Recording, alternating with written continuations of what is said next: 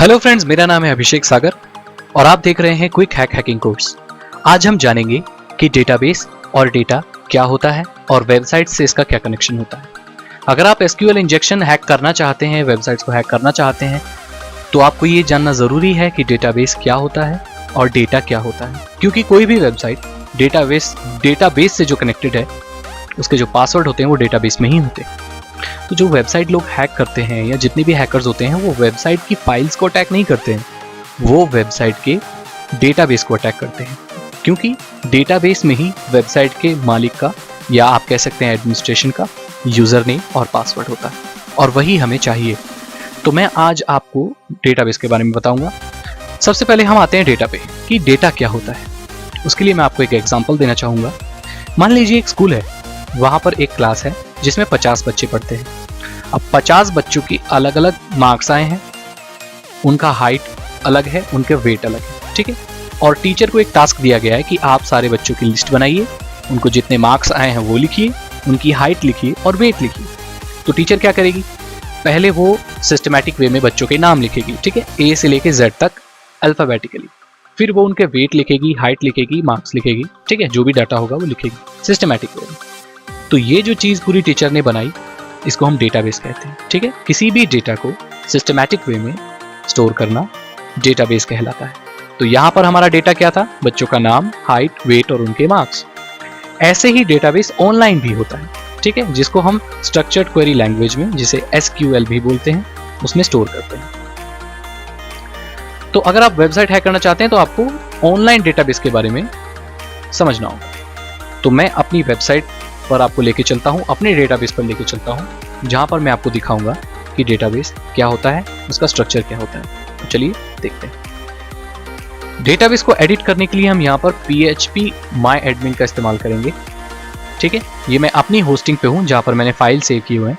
यहां से आप अपने डेटाबेस को भी एक्सेस कर सकते हैं। तो यहां पर मैं अभी अपने डेटाबेस को खोलूंगा और आपको दिखाऊंगा कि डेटाबेस कैसे दिखता है और इसको कैसे हैक किया जा सकता है।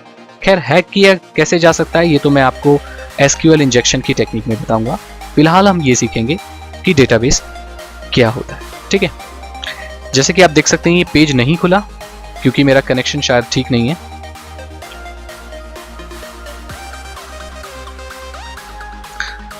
तो हम एक काम करेंगे, हम इसको ऑफलाइन डेटाबेस खोलने की कोशिश करेंगे, ठीक है। डेटाबेस के बारे में बताना है तो हम आपको ऑफलाइन डेटाबेस के बारे में बताएंगे, ठीक है। तो यहाँ पर मैंने अपना ऑफलाइन सर्वर चलाया हुआ है,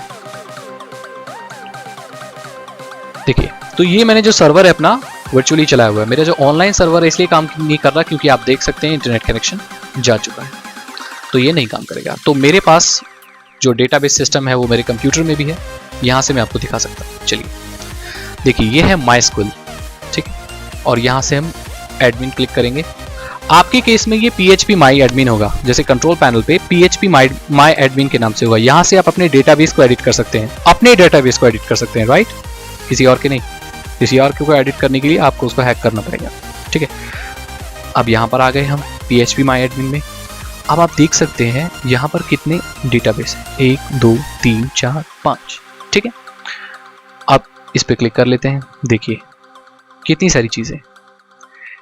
ये कॉलम्स का है, देखिए कॉलम्स, ये टेबल है, कॉलम है, सब ऐसे डिवाइडेड होते हैं। ये कॉलम है, ये टेबल का नाम है, ठीक है।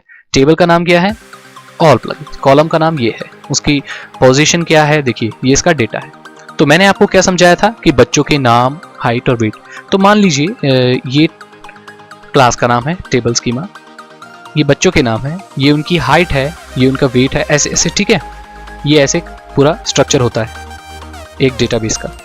और यहाँ पर यूज़र नेम और पासवर्ड भी स्टोर होते हैं। जैसे हम दूसरे डेटाबेस में जाते हैं, टेस्ट नाम का डेटाबेस है, इसमें जाते हैं, देखिए यहाँ पर कुछ भी नहीं है, लेकिन हम यहाँ टेबल बना सकते हैं। चलिए क्रिएट टेबल पे करते हैं, नाम लिखते हैं यहाँ पर, जैसे लिखते हैं name, number of column 4, okay. देखिए 4 कॉलम बन गए। और यहाँ पर हम यहाँ कुछ भी लिख सकते हैं, नेम जैसे मैं लिखता हूँ अभिषेक, ठीक है। यहाँ लिखता हूँ अनुज, ठीक है, यहाँ लिखता हूँ वर्मा, ठीक है, यहाँ लिखता हूँ सागर, ठीक है।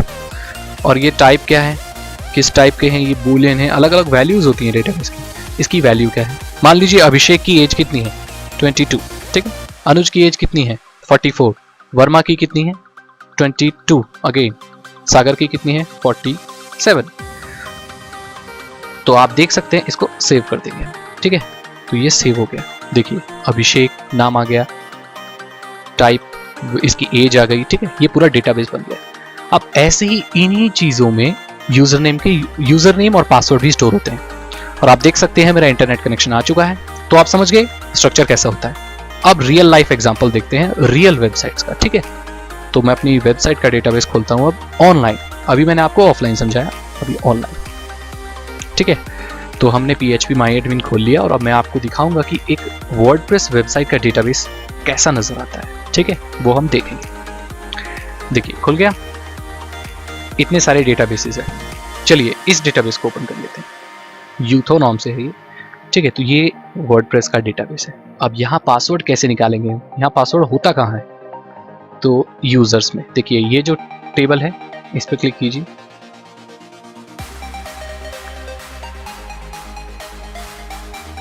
और आप देख सकते हैं इसके एडमिनिस्ट्रेशन का नाम क्या है, अभिषेक, मालिक का नाम, पासवर्ड ये है। अब आप बोलेंगे ये कैसा पासवर्ड है, तो ये जो पासवर्ड है वो MD5 इंक्रिप्शन से इंक्रिप्टेड है, मतलब मशीनी लैंग्वेज में, इसको आप डिक्रिप्ट कर सकते हैं, ठीक है। तो ये है पासवर्ड और यही हमें चाहिए।